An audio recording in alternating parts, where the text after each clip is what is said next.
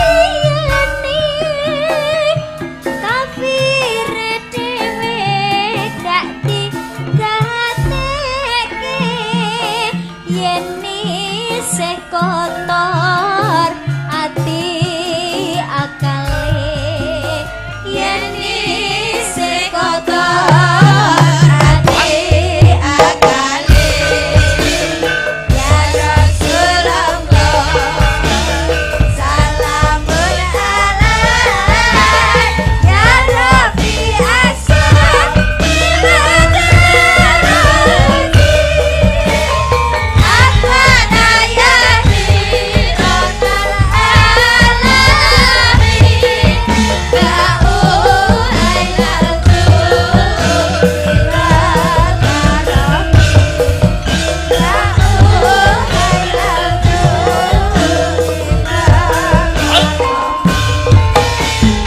gampang kebujuk nafsu angkara ekmokae kebiarinanya irilan meris sukiye langgang mula atine panem lanista mula atine panem lanista ayo sedulur jenglalekake wajib ngaji sabranatane gue ngandelake iman tauhide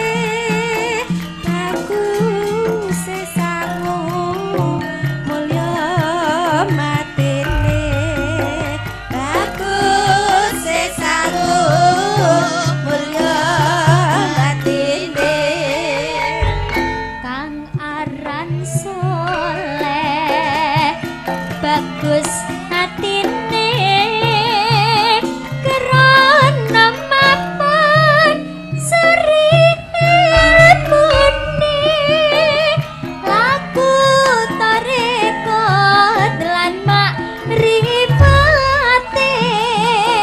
uga hakikat manjing rasane uga hakikat manjing rasane ya Rasulullah salamun alaik ya Rabbi asal ibadarati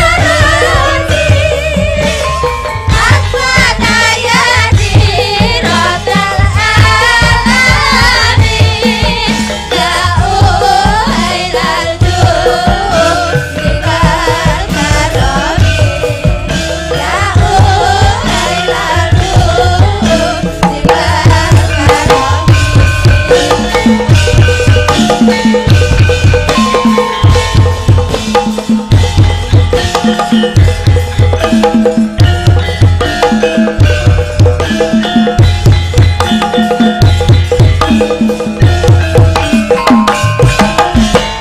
Subhanallah walhamdulillah wala ilaha illallah wallahu akbar. Nduk, anakku kang mituhu ana dawuhmu apa, Mak? Leren sawetara ya, Nduk. Ngendhoni swasana kang kenceng nggih, Yung. Sing luwih wigati ayo ndak kanthi ngaturake rasa puja lan puji syukur kang jero. Konjuk Gusti kang murbeng dumadi Allah Subhanahu wa taala, Tuhan yang Maha Esa, yang Maha Rasa sejati. Nggih. Kang wis melimbarake berkah lan kenikmatan, wujude nikmat sehat, nikmat sempat, nikmat iman. Ngono ya, Yung. Nduk. Iya. Mokal tanpa nikmating pangeran aku karo kowe anakku bisa manunggal lan tetunggalan ing bengi iki. Oh iya, nggih Yung, heeh. Banjur aku karo Biyung bengi iki sowan ana ngendi lan dalam rangkaian apa, Yung? Iki sowan ana ing para pepunden lan sedulur kang lenggah ana ing desa Ngadipura, Kecamatan Wonotirta, Kadipaten Blitar. acarane bersih desa, Nduk. Wah iya. Iki wis kelebu agenda rutin tiap tahun. Ngono. Bersih desa yang pada intinya ya kuwi wujud rasa syukure masyarakat kang lenggah mapan ana ing desa Ngadipura marang kabeh kenikmatan kang wis diparingake saka Gusti Allah. Oh nggih yo heeh. Iya. Dene taun iki, awake dhewe sak kanca kang ketiban sampur pinercaya paring lelipur, nggelar kelir gantung gong menghibur warga masyarakat Ngadipura. Wah hebat. Ing ngatasé awake dhewe lagi sepisan mrene nanging antusias lan apresiasi warga masyarakat kene luar biasa yo, Mak. Wah, tenan tak acungi jempol kok, Nduk. Ngono. Penonton kebak wiwit sore, kamangka lagi sepisan iki sowan. Ngono. Mula itung-itung awake dhewe sowan ana ing kene uluk salam karo para warga masyarakat kene. Nggih. Ora arep apa-apa kok, Nduk, tenan. Sing baku nyambung tali paseduluran karo warga ing Ngadipura kang sarta ngalap berkahe para pepundhen lan pinisepuh kang mapan ana ing Ngadipura kene. Nggih, yung heeh. Mula wis sak wajibe aku karo Biyung ngaturke panuwun marang para pepundhen Ngadipura ya, Mak. Bener, Nduk, heeh. Ngaturke panuwun kang tanpa pepindhan, terima kasih yang sangat banyak kula kunjukaken setunggal. Nun inggih Bapak Kepala Desa Ngadipura, nun inggih Bapak Eko, kang angka kalih sedaya perangkating Desa Ngadipura, Ketua Panitia Pak Kasun, ingkang boten lan sedaya panitia ingkang boten kula sebataken setunggal mbaka setunggal, ingkang sampun ikut andil mensukseskan lumadining adicara bengi iki. Wah, iya nggih ya. Uga ora lali ngunjukke matur nuwun marang sedaya lapisaning masyarakat Ngadipura ingkang sampun paring kapercayan kula sak kanca paring hiburan wonten papan mriki. Nggih ya heeh. Alhamdulillah. Tur aku ki niteni kang sarta nyawang kahanane desa Ngadipura kene. Oh ngono. Kene iki kelebu desa sing komplit kok, Nok. Desa sing komplit. Agamane kuat, budayane ya kecekel. Oh ngono. Dadi agama karo budaya mlaku berjalan seiringan. Oh ngono. Mlaku bareng. Oh, agama karo budaya ki aja digathukke, aja dicampurke, mengko ndak warsuh. Oh ngono. Ibarate kaya ril sepur kae. Oh, ril sepur. Ril sepur kae tengen karo kiwa mlaku bareng. Ning yen digathukke sepure tabrakan. Oh, ngono. Dadi kene iki agamane ya kuat, budayane ya kecekel. Wah, tenan kok. Imane para warga masyarakat ning Ngadipura ki hebat luar biasa. Kok nganti masjid adzan Allahu Akbar, masyarakat Ngadipura geruduk ning sawah. Ning masjid lah iya ning sawah ngejak ngampiri kancane terus dijak bareng ning masjid. Oh iya, luar biasa. Ngadipura sing dadi jenenge. Iya. Asma kinarya japa utawa nama membawa doa. Apa ana maknane? Ana Ngadipura.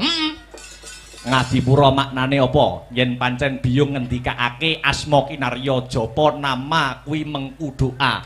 Ngadipura, nga iki apa? Ngabekti mring Gusti kang murbeng dumadi, nindakake ibadah nanging budayane tetep digondheli. Itulah warga masyarakat Ngadipura. Wah, iya. Kuwi nganga, ya. Bajute disesuwun marang Gusti. Muga-muga sak rampunge wayangan desa Ngadipura dadi desa sing baldatun, thayyibatun, warapun ghafur. Wah, iya. Ngadi wis pusat segala sektor mapan ana ing desa Ngadipura, pusat wisatane. Oh, ana pantai wae 10. Lah iya, pusat budayane uga kecekel, uga pusat UMKM. Oh, ngono. Mura motone utawa slogane ana ing Bersih Desa tahun iki, UMKM maju, masyarakat gumuyu. Wah iya. Iya ya Mak iya. Sing terakhir rasa siji lan sijine wis manunggal antarane Bapak Kepala Desa Pak Eko, warga masyarakat Kang Sarto Dalang Akbar sing disuwun mung Desa Ngadipuro bisa selangkah lebih maju. Tepuk tangan untuk Desa Ngadipuro pada malam hari ini. Wah. Iya hebat luar biasa. Apike kaya ngene nek taun ngarep ra balik nek celorot ijo kan kulon aku ra melu-melu nduk. Wah iya. Celorot ijokan kulon apa wong mikul suket ngono lho. Lah iya sowan komplit Mak, sowan komplit. Kanca-kanca asung panggondo brataning kautaman disingkat Astabrata. Wah iya. Saka kutha angin, kota Nganjuk. Dulur-dulur saka Ngadipuro mbak menawa kapinujon senggang utawa dolan ning Nganjuk tak aturi mampir. Iya. Mampir dalem keakbaran. Wah iya. Iya, iya. Nek warga kene iki tak kira ora mung disebut penggemar wayang. Oh ngono. Ning uga penikmat wayang. Ora mung penggemar wayang ning penikmat wayang. Buktine apa? Buktine ning lakon ya nggatekke, ning lagu-lagu ya menikmati, hiburane ya diapresiasi. Wah iya. Mulane kudu ngati-ngati pentas ana kene. Kesalahan-kesalahan kecil pas lakon wayang kuwi iso dikritisi karo pemerhati seni ning kene, Nduk. Apa ngono?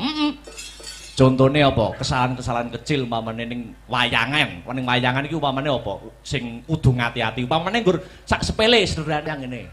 Kuwi kok bar iso dikritisi. Oh, nandu alang nancep ning wayang deglak kaya ngono. Oh, sing bener piye? Sing bener lha iki nek kaini rengi to, Nok. Lah iki dipasne. Lah, dipasne pelek. Lho, pas sikil lho, disawang nak gagah. Oh, ngono. Wah, iya apik. Wayang apa iki? Gatotkaca. Oh, apik iki, Nok. Oh iya, mereka warga kene nek seneng Gatotkaca iki Prada Mas asli. Mang juta tak culne iki. Malah tawa wayang. Ya, iya luar biasa. Pasugatan Banyumili. Wah, tenan, Nduk. Kanca-kanca peladen lan panitia, khususnya Pak Lurah lek ngerangkul Den Akbar wis kaya dudu karo wong liya. Iya.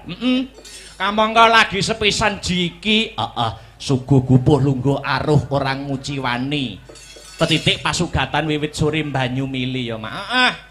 Wah, jan dedaharan enak mirasa. Oh iya, Banyumili suguhane dedaharan komplit. Ha iya, kabeh disembadani, kabeh disumbutke. Oh ngono. Dedaharane top, makeme enak. Kekurangane siji, Nok. Kekurangane apa? Jedinge ora enek lampune. Lah aku akhirnya nggawa HP, tak nggo senter. Lah pas mengo mengisor kaget no aku. Loh anak lanang ngono. Lah iya.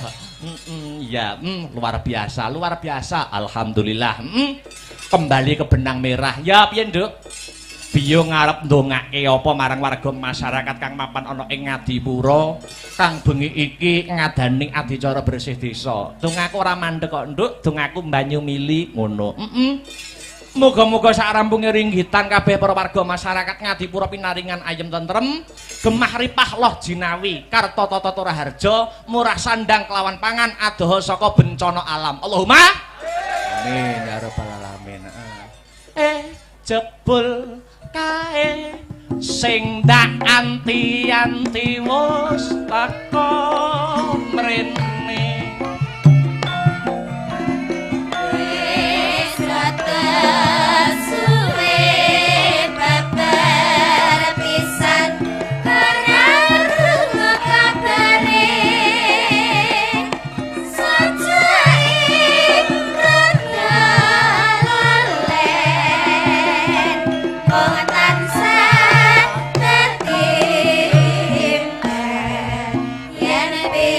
Yeah.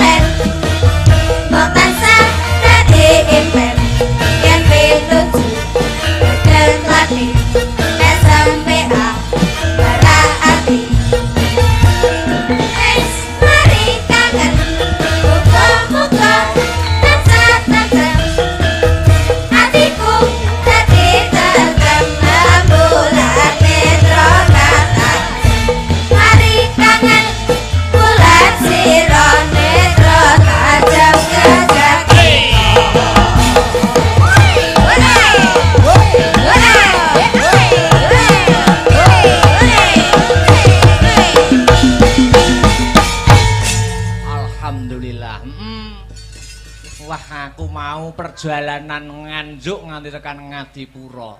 Piye? Wah, dalane no. Wah ya, aku ki turu ki sing gugah ki dalan. Oh ya, Harataya munggah neh. Harataya munggah neh. Weh ngantek-entek Jokoku kon munggah terus kok. Iya. Iya, Lah iya, Wayangan malam ini juga disiarkan langsung lumantar channel YouTube Astabrata Media. Oh iya. Dadi sing ora bisa kepareng rawuh ana lokasi bisa memantau lumantar channel YouTube Astabrata Media kang sarta ngeloni HP-ne dhewe-dhewe. Oh iya. Dipantau wong sak donya. Iya. Ternyatane penikmat wayang kuwi majemuk. Ana penikmat wayang sing nikmati lakone, alur ceritane, ana sing seneng hiburane, ana sing nggur ndelok sindene, ana sing nonton ning lokasi nggur kepengin roh keramaian sobo bakule. Ayo, Sing baku awake dhewe dadi pelaku seni sak bisa-bisa sak gaduke nalar, sak kadaring lampah iso nyenengke kabeh panyuwunaning para pamirsa. Oh ngono mak. Godhong tela wae bisa gawe lega, kenang apa sesama manungsa kok ora bisa gawe lega. Wah iya nggih yung heeh. Ternyatane acara wayangan kaya bengi iki sing diuntungkan ora ngempungake pelaku senine ning para bakul-bakul sing ikut mengais rejeki kae ya melu diuntungkan dengan adanya pagelaran wayang. Bener Nduk, heeh. Iya. Kena kanggo sarana membangkitkan UMKM khususnya UMKM masyarakat Desa Ngadipura. Oh ngono mak. Kaya slogan sing tak aturke mau ngarep ya kuwi UMKM maju masyarakat gumuyu. Amin ya rabbal alamin. Sadurunge ngunggahke bintang tamu luwih dhisik aku kepengin ngaturke lagu wajib. Lagu wajibe apa? Lancaran bersih desa cunduk karo adicara sing kagelar bengi iki. Nggih yo. Lancaran bersih desa dibawani luwih dhisik. Sumangga Mas Herulinanta kula aturi bawa bersih desa. Iya. Ya. Mas Heru aja kon bawa akeh-akeh bengi iki tugase akeh. Ya. Udan palaran pokoke engko. Semangat. Ya. Yuk dibawani dhisik. Apaan iku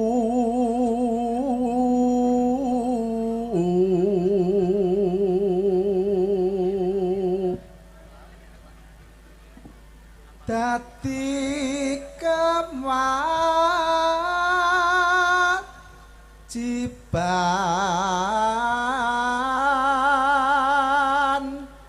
baku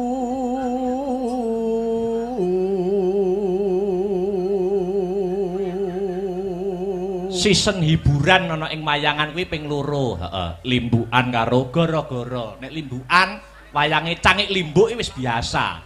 Biasa, lumrah diganti-ganti no. Ayo. Diganti sapa? Pak Dalang.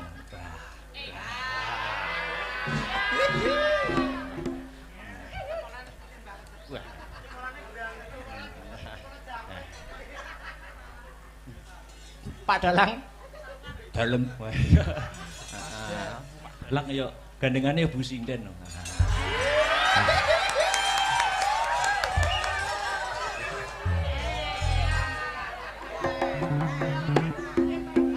Lanjut. So warga iki. Yo. Yo lanjut. ayo bersih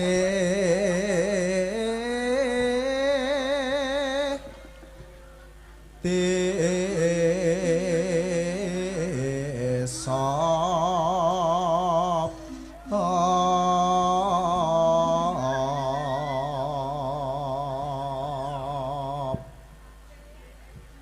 murih adoh sukar sakit.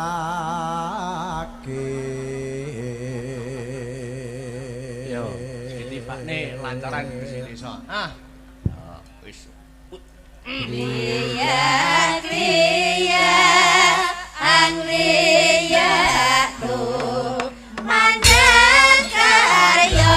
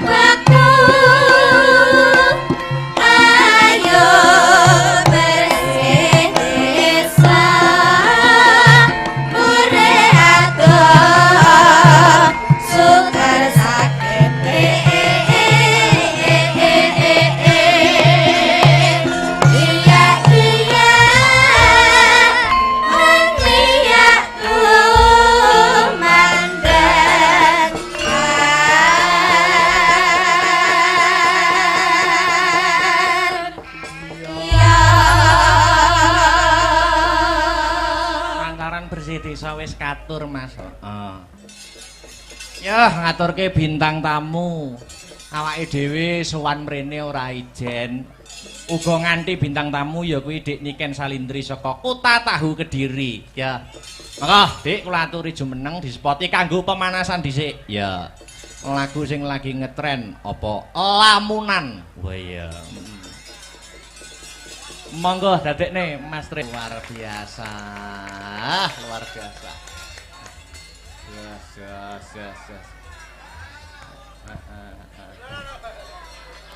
Ketinggal, Pak. Mangkane ento nanggap dhewe ben ketok. Mangsaku kok. Selamat malam. Apa mang jare? Selamat malam. Wilujeng dalu Dik Niken Salindri. Sugeng dalu. Ketemu ana ing Desa Ngadipura, Kecamatan Wonotirto, Kabupaten Blitar. Luar biasa. Iya. Kita bertemu lagi. Iya. Ngendikane Pak Lurah dulu pas zaman kecilanmu dulu sampean pernah main di sini. Emang aku pernah kecil. Tuh. Lah piye? Kan aku lo besar terus. Oh, besar terus. Maksudnya zaman SD. Iya. Nah, pernah main ke sini katanya Pak Lurah tadi pas kula rembakan kali Pak Lurah. Terus ini ke sini lagi. Wah. Alhamdulillah. Terima kasih buat desa Ngadipura. Ngadipura. Semoga sak bibare nanggap wayangan dalu niki Desa Ngadipura Kabupaten Blitar dan sekitarnya tansah pinaringan rezeki ingkang kathah barokah. Amin. Ora lokaning malah kebak. Amin. Mugi-mugi panjang yuswanipun. Amin. Awet leh momong anak putune. Amin. Terus mugi-mugi sedayanipun amin. Sing duwe utang muga-muga ndang apa, Dik? Ndang lunas. Amin. Sing jomblo muga-muga ndang Entuk pacar. Sing wis entuk pacar muga-muga ndang rabi. Amin. Nek sing rabi muga-muga Ndang meteng. oh iya. Nek wis meteng muga-muga ndang pegatan. Hei! Wah iso jlundrunge ngono. Alhamdulillah. Terima kasih kepada Pak Kepala Desa yaitu Bapak kepala desanya yang mana? Pak Eko. Mana Pak Eko? Ngacung Pak Eko. Yang bernama Pak Eko. Pak Eko. Ah, iya ya yang hitam itu ya. Hitam rambutnya tapi apa? Pakai kemeja putih itu ya? Nggih. Oh ya. Sugeng dalu Pak Eko. Sehat selalu nggih Pak. Mengke katuran mingga-minggi nggih Pak. Nggih. Oke, sudah disiapkan? Loh. Apa kok sudah disiapkan ki? Maksudnya apa? Dompetnya. Oh, dompetnya. Rugi dong. Wah, iya. Masa munggah panggung rang. Gitu Pak, rang jaluk request maksudnya Mas. Salaman sih karo Pak Dalang. Kan ndak mau aku kalau saliman sama wayangnya ya yang punya wayang no. Ya sama wayangnya dulu saliman sih. Saliman nah. Kok gur util-util tok. Lah ini tangannya segini.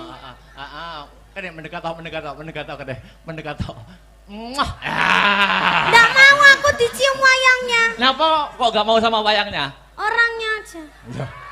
Ngene orangnya kok kimpenaneh lho kok sampean. Ya.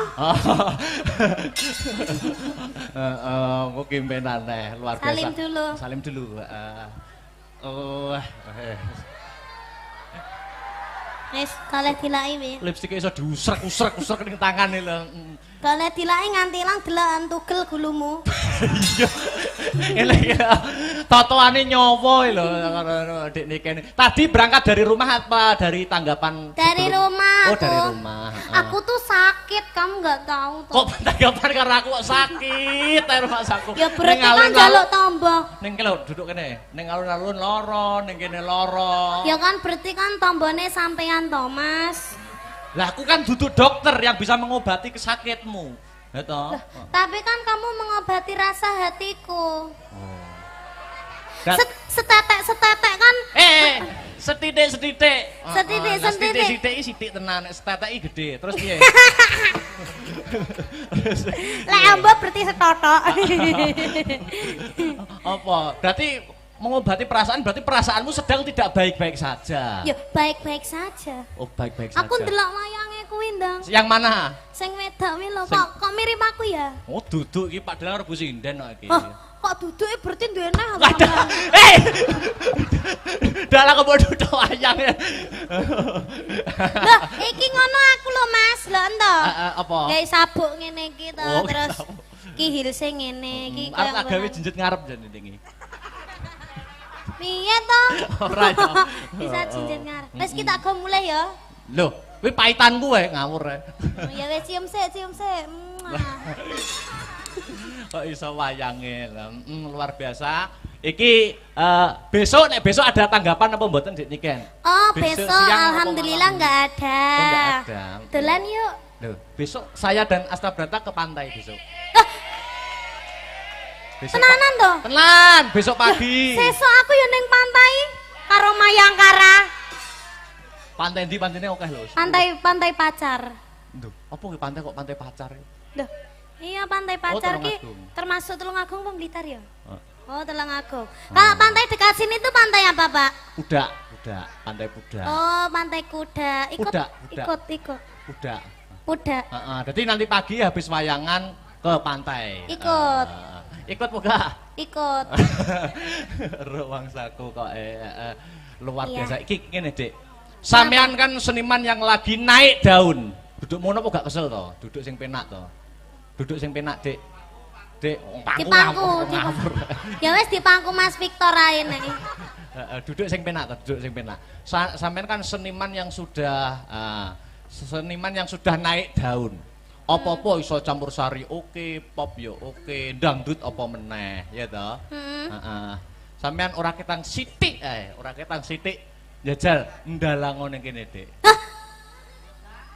Dalang to? Heeh. Lek trimo dalang yo kecil to, bar ki kok Mas. Abar iki kalih kula anak apane lho, ora anak apa-apane. Upama gelem dalang kalah payu aku. Tenan, kalah payu. Gelem dalang tenan.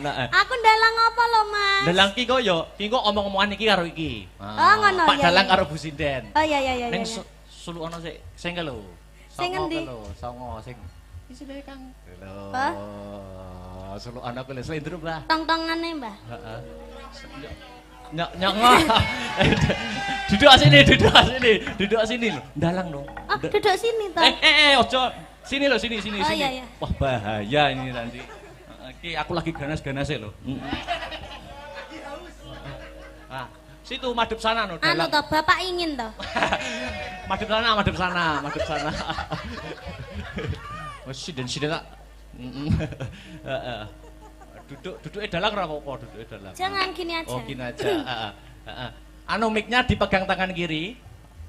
Mic-nya, ini sama gunungannya digerak-gerakkan. Tak dodoki yo. Wah, Dang, yo. Oh. Isine kang gara-gara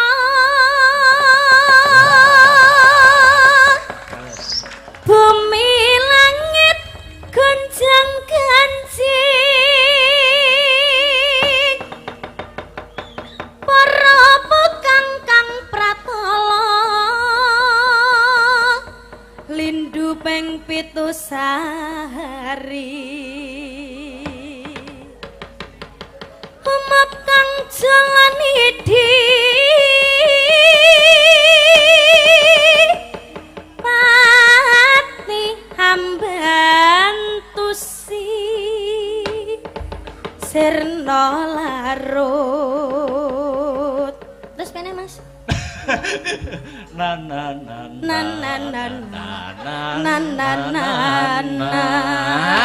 Apik nana-nanamu. Nano. Ya Sal ya, ki engko sampean dan nyapa tuh jedit-jedit barangnya. Lah ini lho ben Oh, iya. cecek. Aku tak ngendang, Heeh. ya toh. Tak Terus? ngendang, engko iringane muni. Nek Hah? wis iringane muni, engko sampean ngetokne dalang karo sinden iki. Engko iringane mandek lagi omong-omongan.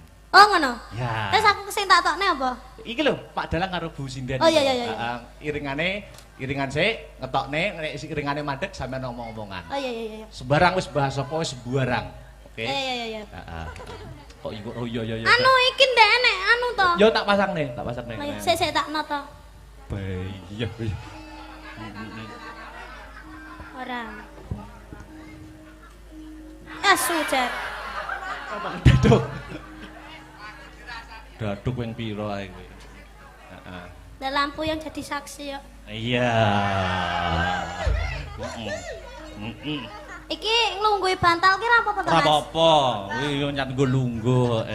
Ya jalan to. Heeh. Nggo iki napa itu aja? Iya ngono. Dan anu sing malah banter lho. Nek kok iso? Lah kan renek ganjelane. Lek nggih sotek. Rusak. Sik. Terokno aku, dodok. Terokno aku, terokno aku. Lah ngono ya aku dodokane. Dok, ngono ya. Sik, aku tak rono sik. Urung. Iya, bar gedang to. Sik, jajal dodok ngene iringane wis metu Ya. wayang loro, nek wis mandek omong-omongan sembarang wis bahas apa. Ya. Ki gak mau ngono tak kene susu lho ki ngomi ki. Jan dadi wong penyumping ora iso to bar iki. Dadi penyumping iki. Ngagem niki napa niku? Oh.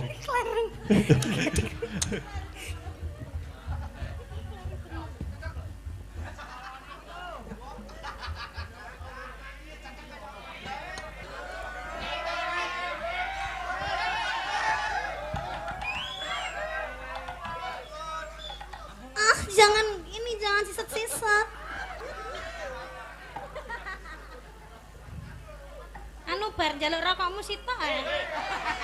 Ora oleh ya. Sakmono ya. Anu ki HP ku anak sing telepon ya. Wes. Halo. Sapa? Wes kono ya. Ya. Heeh, sik. Anteni aku sik. Ya ki mic. Aku cepatno wireless siji. Ya. Ya, peserta selanjutnya Festival Dalang Bocah dari Kediri yaitu Dek Niken Salindri. Yo, dok. Oh, Misal, iya. dok. Sik, guys. Ngapa? Anu ki video ki lho, sik ta. Apa ya nek dalang kok nge-vlog lho terusan. Nek wis dalang madhep jebok ki fokus Ya, ya. konsentrasi. Oke. Ya. Dok. Ngono.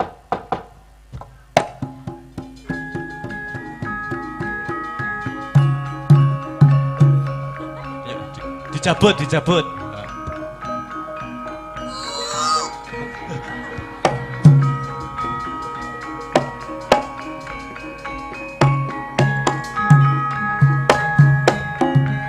Mas, kula nge-vlog HP-ne ceblok. Apa ya enek to? Wis ngobahne wayang kok bingung golek HP lho. Lah niki lho HP-ne ceblok lah, pripun niki malike lah. Terus kono apa ya enek wong nanggap terus wis ngobahne wayang kok sik nge-vlog ngono. Heeh. Yo. Dok.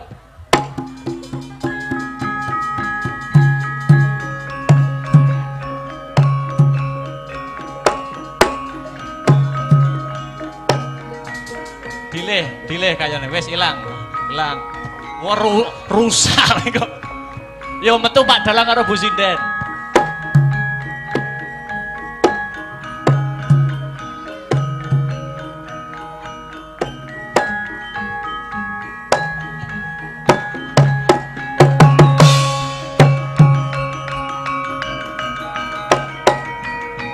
Apa ya? Dalang, wis macak dalang kok kukur lakang.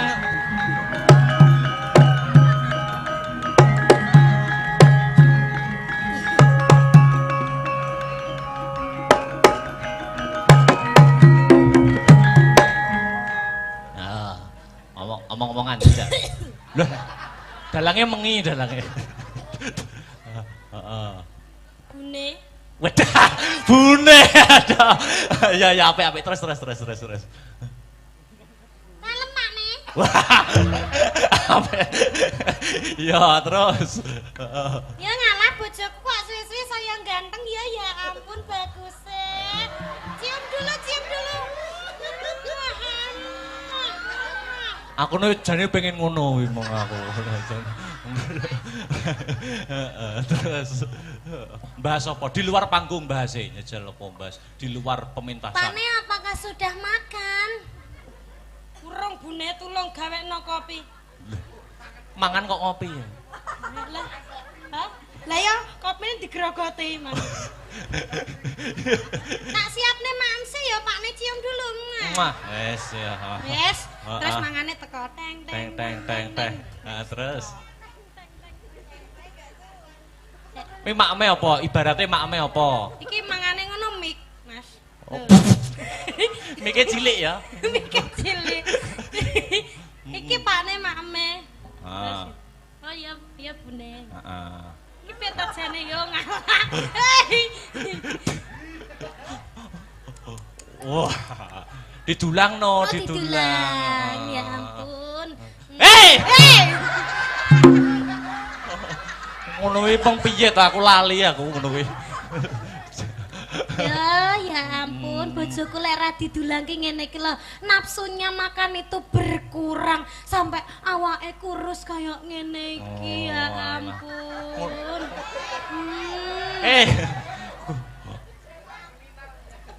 Kurui aku jane salemu ning enek vitamine lho bune. Ngono. Sing dibasok kuwe dikecrek polisi minggu dalam.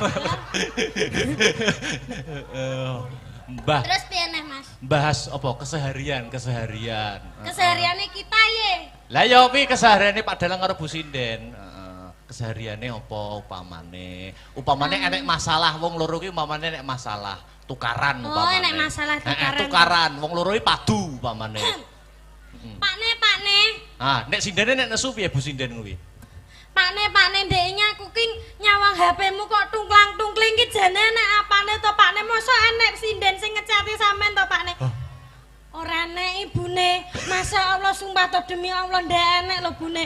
Ya ampun aku kira kene mbok apusi lho Pakne kowe iki ben-bengi vecenan karo sapa? Kowe iki padahal ki turu karo aku lho ya an. Kowe kok tegomen to Pakne karo aku ya ampun Pakne kowe kok tegomen to karo aku. Sik wis bar. bar. Lara Pakne atiku lara. Ora bune, ora. Sik to tak jelasne to bune. Atiku lara Pakne. Tenang atiku lara. Wah. Ketoke wis gak sayang mbek aku to Pakne. Sik to kok sing nesu malah wonge ning wayange lho. Kok ora tau dijawab menti VC kok ya ora tau diangkat. Aku ki jane kurang apa to Pakne? Nggawe wayang anyare remuk sedina iki.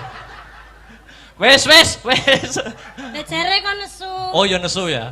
Nesune terlalu menghayati kamu itu. Dah ya tak lepas ya. Aku jane kurang apa to, Mas? Loh. Wes, wayange ya wes. Bentak cek tok mesti ora tau dijawab, bentak VC ora tau diangkat. Di VC mau manggil, barang dicat centang ora jane ngono kuwi iki. Wes. Karo sapa ta? Wayange wis bar kok iso malah kegowo rene iki lho. Wayange wis bar. Wis peserta festival selesai. Wis, kare ngenteni pengumuman. Wis. Aku juara piro? Urung no, pengumumane engko gara-gara. Iki tulung cepet no. Kok iso nesu tenan lho, tak kondalang kok. Lah jare kisah nyata.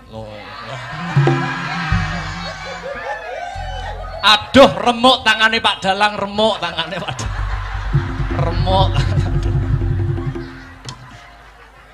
Duh. Wis. Remuk. Munggahne Pak Lurah ya. Pak Lurahe namane Pak Eko. Duduk sini ya. Ayo Pak Eko. Iya. Sepotane gundul-gundul pacul. Oh ya. Pak Eko gundul-gundul dong. Monggo Pak Eko memberikan sepatah dua patah kata komentar pagelaran pada malam hari ini. Yuk.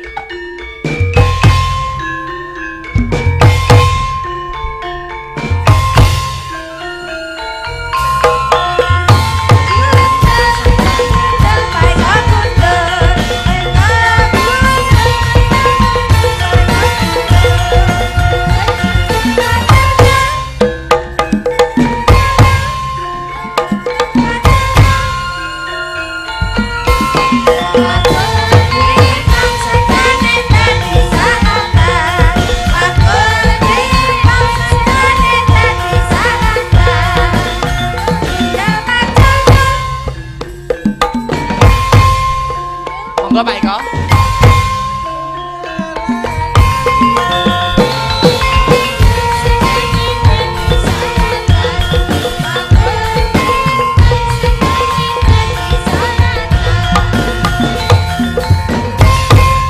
Bundi Pak Eko. Wow, cari jalan ya.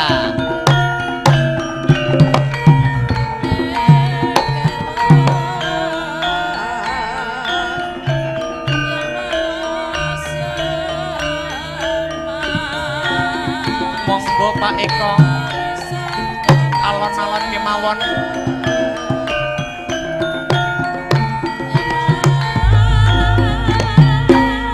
Sekarang aja Oke, nanti setelah siap. ditunggu. Oke, siap. Musik ya Ki. Lha niki Dik mic-mu. Oh iya, iki Mas mikmu.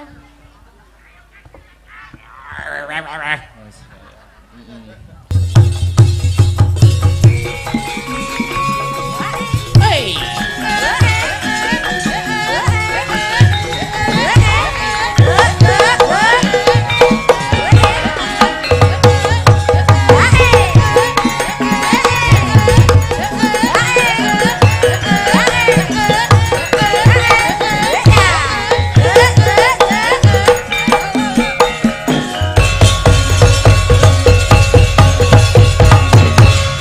Wilujeng dalu, selamat malam Dek Sinta. Nggih, sugeng dalu Mas Dalang. Blitar kota istimewa menyimpan berbagai situs sejarah dan kebudayaan.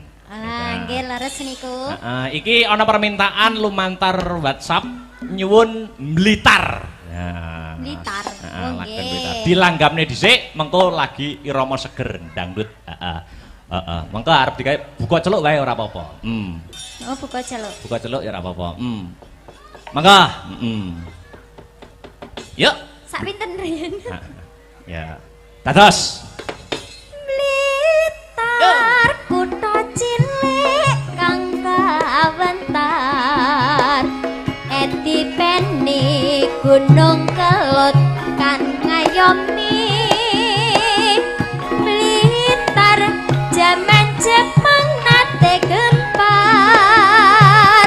Peta brontak sing dipimpin Supriyadi. Blitar nyimpen awune Sang Nata.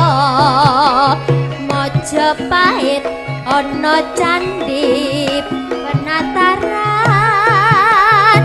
Blitar nyimpen layune Bung Karno. Proklamator lan presiden kang sepisan. Ana crita jare Patih Gajah Mada ingkang bisa nyawejeke Nusantara lan gabung Karna kang kondang kalapa. Ana Blitar lahir wiwit cilik mula. Ora mokal Blitar dadi kembang lambe. Ora mokal akeh kang padha nyatake. Yen kene murupake semangate. Yen ta banyu kakulake patriote.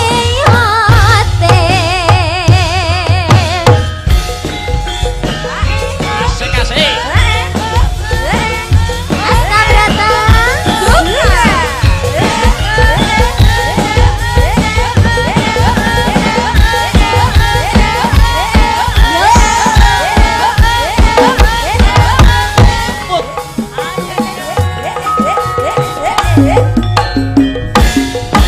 Blitar kutha cilik kang kawentar.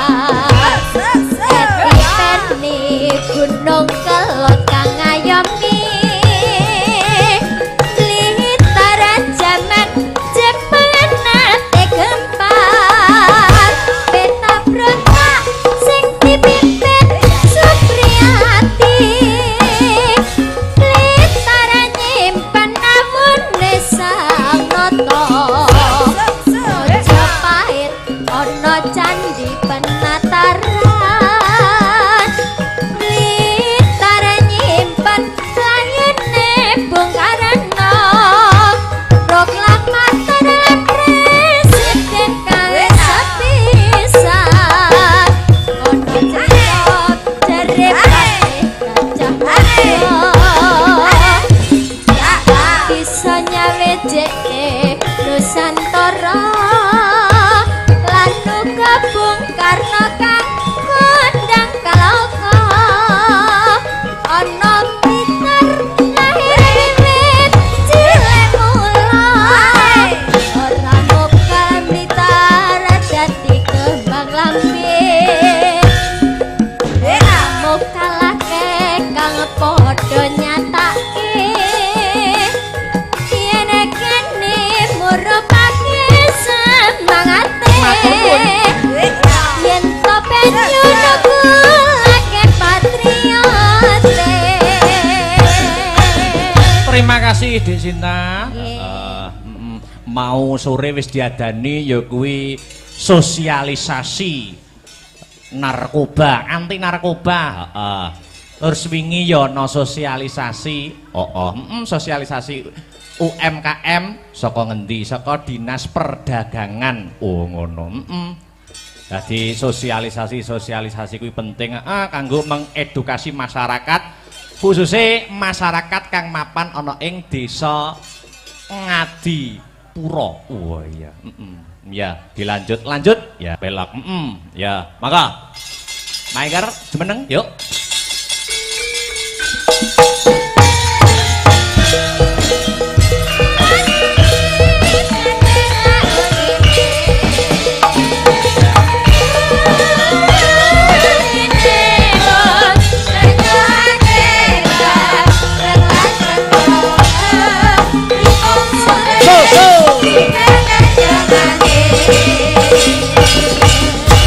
Selamat malam wilujeng dalu Mbak Enggar. Nggih, wilujeng dalu Mas Akbar. Nggih, Mbak Enggar, jare aku krungu-krungu lho, Mbak. Napa? Jare arep rabi taun iki. Insyaallah. Amin. Jan aku ngenteni wis suwi lho nggean. Sing ngegongke sing kulino ditutne ayang bebek ya arep rabi pisan. Nggih, kadose. Aja. Unda-undi. Aja rabi sik, Pan. Royal ae. Rasane padha iki. Yo penak nek sah no. Oh iya. Ayo, iki ana permintaan. Apa, Mas? Jadi seragenan. Nggih, napa? Ana lewung karo loro ati dua, monggo dipilih. Oh, nggih, lewung mawon. Lewung, oke, digedroke. Ya. Oke. Tendangan sing semangat Mas Arya. Ya. Ya, dadekke. Iya. Iya. Ayo, keberatan.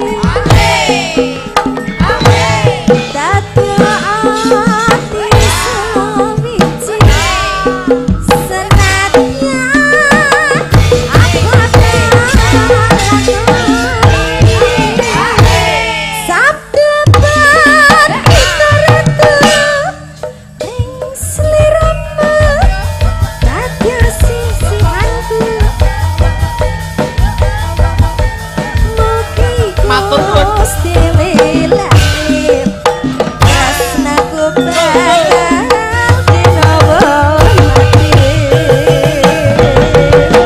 Terima kasih matur nuwun Mbak Enggar. Enjing. Nduk, piye?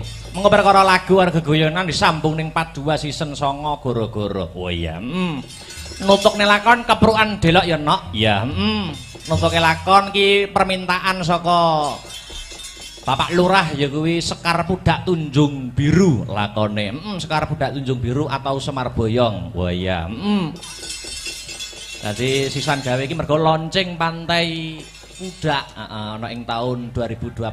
Ah iya, Muga-muga pinaringan sukses. Yuk nutuke lakon cawis sesaji Kang Sinuwun yuk. Yuk.